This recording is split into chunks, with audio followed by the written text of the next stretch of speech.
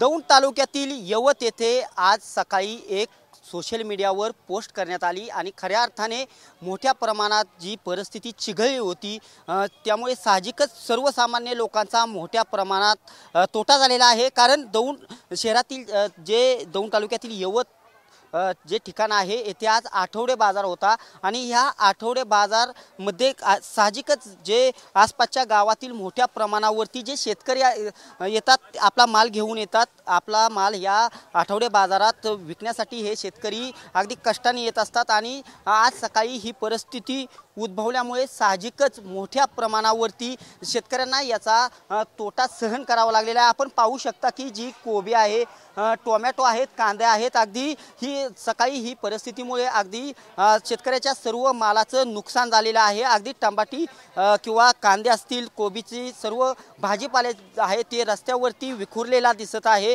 साहजिकच शेतकऱ्यांचं देखील यामध्ये मोठं नुकसान झालेलं आहे।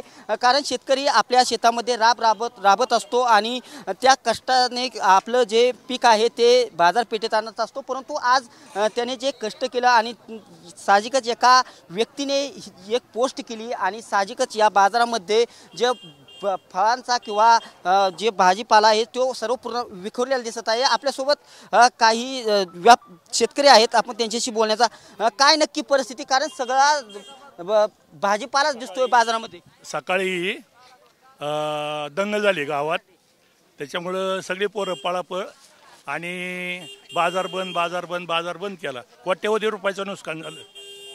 किती वाजता ही परिस्थिती सुरू झाली? 11:30-12 वाजता।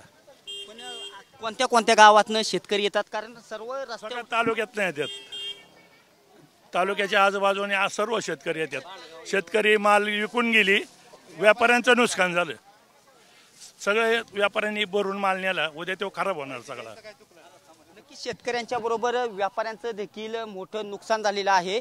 आजी, बाजारात काय झालं नक्की? सकाळी सगळं माल पडलेला दिसतोय, फळ पिकं सगळी मग पडले झाली तुडी बराबरी आमच्या म्हाताऱ्या माणसाची दईन। काय करायचं आता? काय झालं नक्की सकाळीपासून? काय झालं आता? समजेनी भरले, मी बी भरले, पण लोक मोठ्या प्रमाणात जमली होती, बाजार बंद करायला सांगितलं होतं। हा, बंद करायला सांगितलं होतं, पळत होते लोक, बंद करायला सांगितलं, मग समजेनीच भरले। मोठं नुकसान झालं का म्हणायचं? आता हे नुकसान नाही तर काय झालं, गरिबांनी पाठपासून येऊन 4,000 रुपयाचा माल घेऊन भरलाय, आता ते काय विकणार आहे आमचा कुठं? नुकसान झालं मालाचं, एवढं माल सगळं भरून टाकलेत आम्ही, आता मोकळे चालले, 1 रुपया सुद्धा नाही जवळ, सगळे मालाची नुकसान झाली आमच्या आज, काही सुद्धा नाही उपयोग। माती मोल झाला माल 3-3, 4-4 हजाराचा। उद्या बाजारला जायला एवढ्यांना तरी जागा मिळली पाहिजे ना। 50 रुपयाची अख्खी भवन झाली सकाळपासून। हा, होलसेल माल इकडे वेगळेच पैसे गेले, इकडे माल घेतलेले वेगळेच पैसे गेले। आमची तर मार्केटची गाडी खाली का तुम्हाला आज अश्रू अनावर झाले? एवढी परिस्थिती बिकट झाली सकाळी, काय सांगणार मग?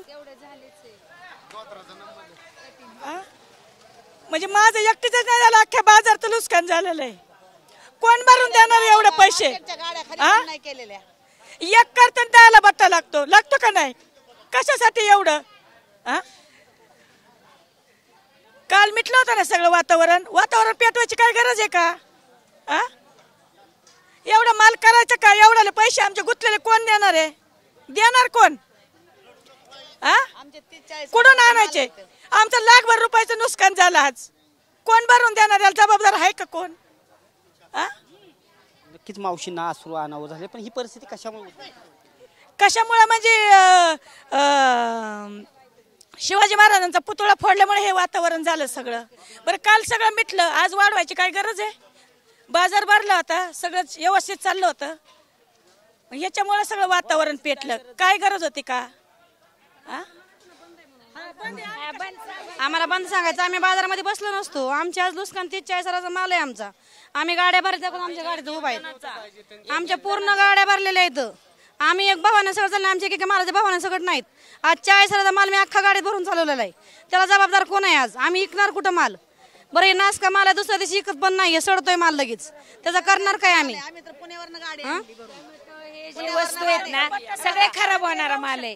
काकडी वांग हे ना सगळे खराब होतात माल अजिबात जे शेतकरी असतील किंवा जे माल विकण्यासाठी आपले भाजीपाला घेऊन आलेले आहेत या मार्केटमध्ये आज सकाळी आल्यानंतर खऱ्या अर्थाने एक अज्ञात किंवा एक सोशल मीडियाची पोस्ट होते आणि काल खऱ्या अर्थाने सर्व पूर्व परिस्थिती ही चांगली होती, परंतु आज ह्या पोस्टमुळं सगळं मिटलं होतं असं या मावशी सांगत आहेत. आज ही होण्याची गरज नव्हती, परंतु आमच्या शेतकऱ्याचं मोठं नुकसान झालेलं आहे. अगदी आम्हाला 1 रुपया देखील मिळाला नाही, कारण सर्व जे भाजीपाला आहे तो आत्ता सध्या सगळ्या विखुरलेल्या परिस्थितीत पडलेला आहे, अगदी रस्त्यावर पडलेला आहे.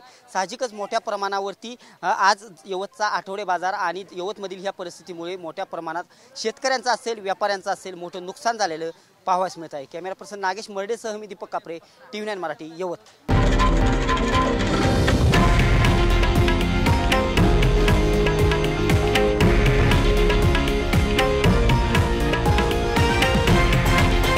हे आहे देशातील नंबर 1 न्यूज नेटवर्क आणि आपण पाहत आहात TV9 मराठी, एकमेव.